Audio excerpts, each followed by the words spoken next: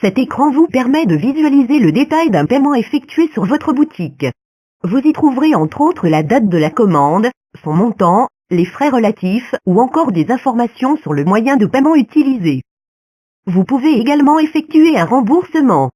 Ça peut être par exemple le cas d'un client qui n'a récupéré qu'une partie de sa commande car il s'était trompé sur certains articles. Cliquez sur le bouton rembourser. Deux options sont possibles, un remboursement total ou partiel, auquel cas vous pouvez spécifier le montant. Validez pour déclencher le remboursement. Sachez que vous ne pourrez pas rembourser plus que le montant de la commande. Si un paiement vous semble frauduleux, comme par exemple un montant anormalement élevé, vous pouvez rembourser et déclarer une fraude en cliquant sur ce bouton.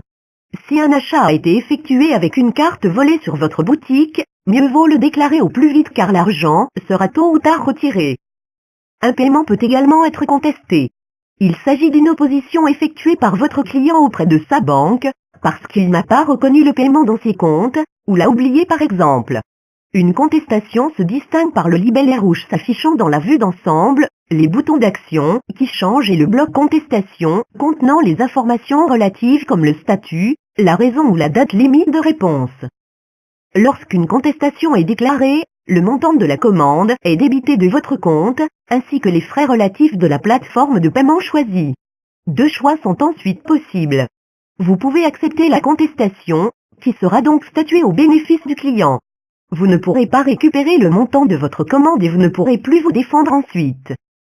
Vous pouvez également vous défendre et prouver que la commande a été honorée, en cliquant sur le bouton répondre à la contestation. Une contestation statuée en votre faveur entraîne la restitution du montant de la commande et des frais.